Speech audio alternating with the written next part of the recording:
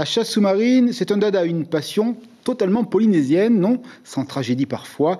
Les accidents font souvent la une des journaux locaux. La prévention est donc une obligation et la sensibilisation passe par des journées de formation. Aujourd'hui, à Punaouia, un club de plongée a fait le job, comme on dit. Caroline Fary et Melissa Chong ont suivi des chasseurs voulant bien gérer leur apnée. Voici leur reportage.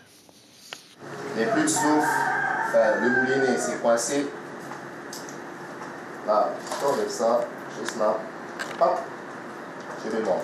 Ils ne sont que 3 ce matin à suivre le stage pourtant gratuit dispensé par ces 2 instructeurs pour tout savoir sur les dangers d'une pratique qui nécessite une bonne forme physique et des règles de sécurité strictes.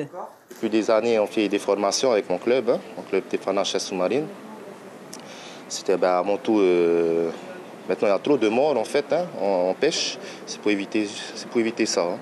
L'apnée, la syncope, quand est-ce que ça arrive. Mais on est là pour les informer. Et à un moment donné, de toute façon, ça fait trop mal. Et donc le corps, dans tous les cas, il faut faire une fin d'apnée. Comment éviter la syncope, l'accident qui génère le plus de décès chaque année? Des notions indispensables à tout pêcheur sous-marin.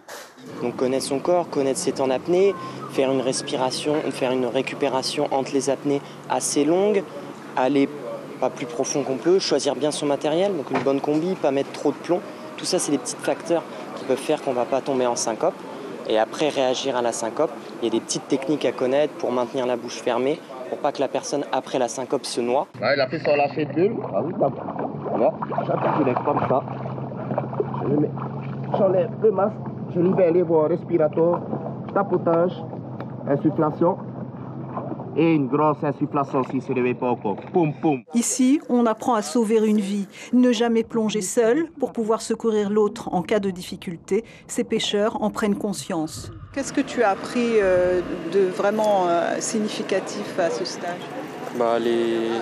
Les signes pour savoir s'il fait les signes avant une syncope. Et les gestes à avoir, comment le ramener à la surface et le réveiller. Il y a plein de choses que je ne savais pas. Et ne serait-ce que comment remonter quelqu'un qui est en syncope. Moi, on sait le faire en bouteille, mais ce n'est pas les mêmes process, parce qu'en bouteille, on a de l'air. Là, il n'y a pas d'air, c'est pas du tout la même chose. Il faut empêcher la personne de respirer au contraire, pour pas qu'elle respire de l'eau. Donc, il y a plein de choses nouvelles. Les apnéistes, victimes de syncope, confirment avoir souvent ressenti des signes précurseurs. La connaissance de ces signes reste un gage de sécurité. Et le souhait des 2 moniteurs, c'est de proposer cette formation tous les mois aux pêcheurs sous-marins. L'information en continu sur Polynésie la première, Internet et réseaux sociaux.